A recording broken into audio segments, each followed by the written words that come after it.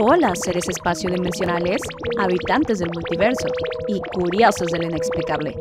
Sean bienvenidos a mi canal. Yo soy Stefa Reticuli, y si te gustan las historias de extraterrestres, cowboys y hombres de negro, quédate, porque hoy hablaremos de algo que cayó del cielo en 1947 en Roswell, Nuevo México. Sí, estoy hablando del famoso incidente de Roswell, y hoy vamos a destaparlo todo.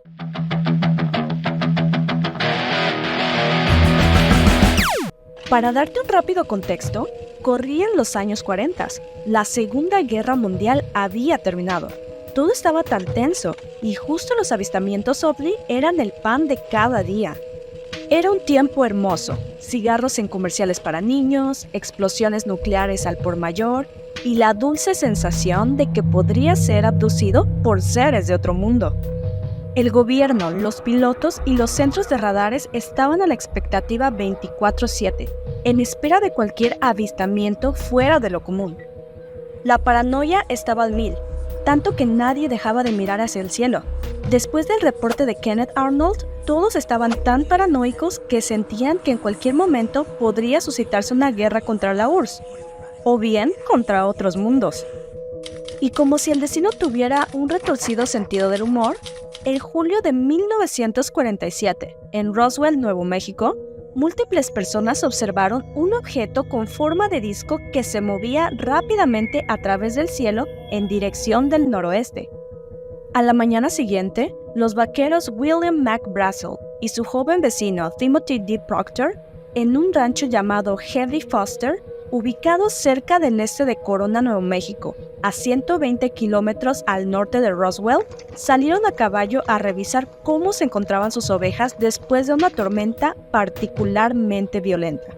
Mientras hacían su recorrido, encontraron restos de extraños componentes y material metálico, muy ligeros y resistentes, de varios tamaños, que bajaban desde la cima de una colina hasta un arroyo. Todo parecía indicar que un avión se había estrellado. Días después, Brazel se dirigió en su camioneta a Roswell para vender un poco de madera y lana, llevando consigo algunos restos de la nave, y se dirigió al sheriff George Wilcox, junto a la cárcel del condado de Shades. Cuando Brazel se dirigió al sheriff, le susurró que tenía información confidencial sobre un posible objeto volador que impactó en su área. Lo más divertido es que no solo mencionó los restos de la nave, sino que dijo algo que haría que cualquiera escupiera su café. Hay unas pobres criaturas pudriéndose. Nada de vi algo raro. Nada de puede ser un experimento militar. No, directo al grano. Aquí es donde la historia se pone aún mejor. El sheriff hizo lo que cualquier buen funcionario haría: sacarle la vuelta al problema y pasárselo al ejército. Al parecer, este ni siquiera se mostraba interesado en la historia, pero aún así llamó al aeródromo del ejército de Roswell para cerciorarse de que realmente sí tenían registros sobre un objeto estrellado en el área de Corona. De un momento a otro, después de la llamada, llegaron el mayor Jesse A. Marcel y un hombre al que se le describió como de ropas planas, quienes acompañaron a Brazel a casa, donde hicieron recolección de los restos del disco volador e intentaron reconstruirlo. Spoiler, no pudieron. Según Brazel, estos no lograron reconstruirlo del todo, intentando de hecho construir un tipo de papalote. ¿Por qué un papalote? Al parecer las fuerzas especiales tienen muy poca imaginación.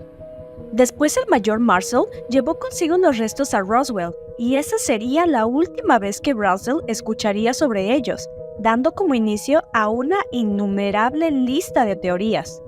El rumor más fuerte era que se había estrellado un platillo volador.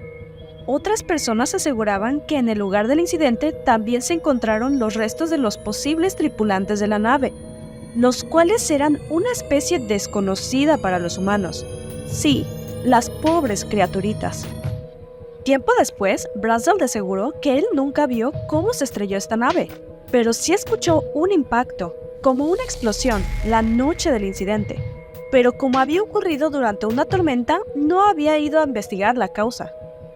Para el 8 de julio de 1947, el oficial de información pública, el teniente Walter Hutt, emitió un comunicado de prensa, siguiendo las órdenes del comandante William Blanchard.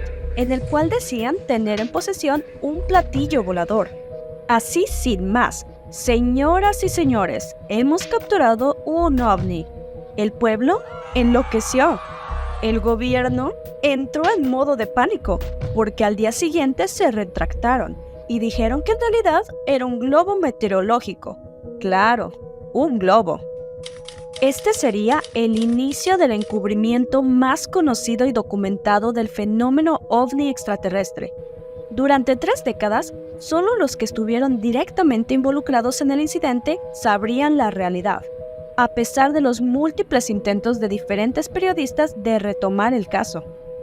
Este incidente se volvió a retomar a mediados de los años 70, cuando 2 testigos hablaron con el investigador Stanton T. Friedman sobre lo que ellos habían visto aquella tarde de 1947. Uno, quien era un empleado de una estación de radio de Albuquerque y había presenciado cómo amordazaban a un periodista, y también mencionó cómo una de sus notas era cancelada sobre el tema. El otro era un oficial de la Fuerza Aérea del Ejército.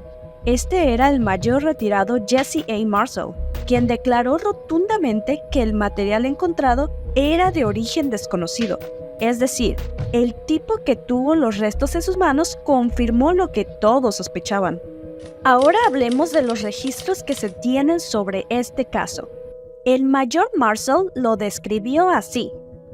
Encontramos todo tipo de cosas, desde pequeñas vigas cuadradas de 3/8 o media pulgada con una especie de jeroglíficos de color rosa y morado que nadie pudo descifrar.